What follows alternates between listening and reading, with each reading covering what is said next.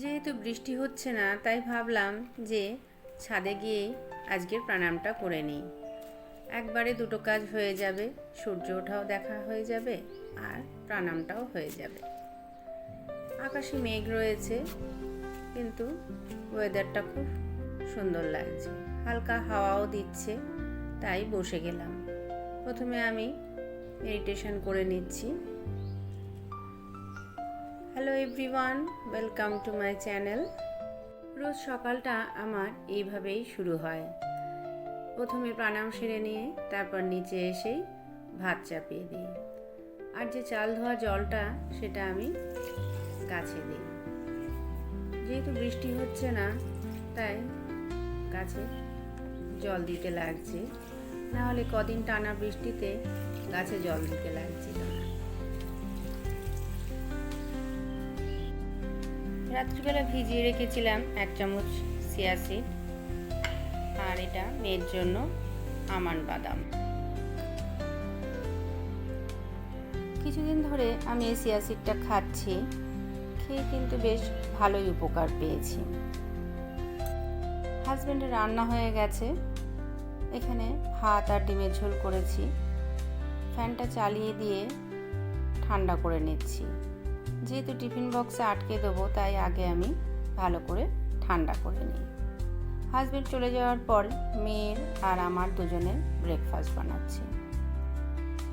সুজি আর চাল গুঁড়ো দিয়ে একটু সবজি দিয়েছি, তাতে চিলা মতো করে নিচ্ছি।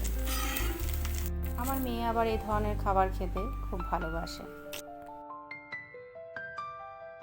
যেহেতু জ্বর হয়েছে, তাই সকালে খাবার নিয়ে একটু টালবাহানা করে, কিন্তু এই জিনিসটা হলে ও চুপচাপ খেয়ে নেয়। এর সাথে একটু যদি সস কিংবা চাটনি হয় তাহলে তো আর কথাই নেই, কিন্তু আজকে দিইনি, যেহেতু কাশিটা এখনও ঠিক হয়নি।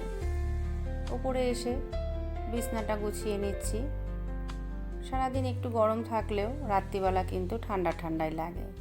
ফ্যান চালিয়ে গায়ে চাদর দিতে হচ্ছে।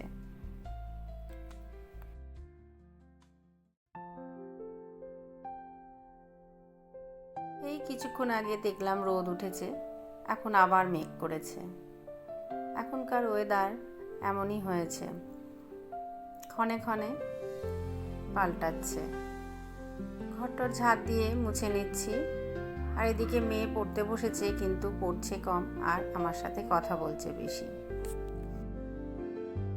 উপরের ঘরগুলো তাড়াতাড়ি করে মুছে নিয়ে আবার নিচের ঘরগুলো মুছতে হবে, তাই তাড়াতাড়ি করে নিচ্ছি। ঘরটার মোছা হয়ে গেলে আমি স্নানে যাব। তার আগে কিছু বাসনও আছে, সেগুলো মেজে নেব। তারপরে আর শ্যুট করা হয়নি, এটা হলো একদম সন্ধেবেলার কিছুক্ষণ আগে। হ্যাঙ্গিং টপগুলোতে একটু জল স্প্রে করে দিচ্ছি। আমার ব্যালকনিটা খুবই ছোট, তাও যেহেতু গাছ করার শখ, তাই গাছ লাগিয়েছি। ছাদে গাছ লাগাবো, তবে এখনই না, কিছুদিন পরে গাছ করব, ছাদে ইচ্ছা আছে, তখন তোমাদের সাথে অবশ্যই সেগুলো শেয়ার করব।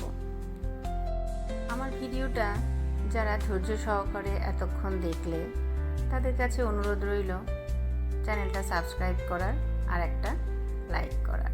ধন্যবাদ।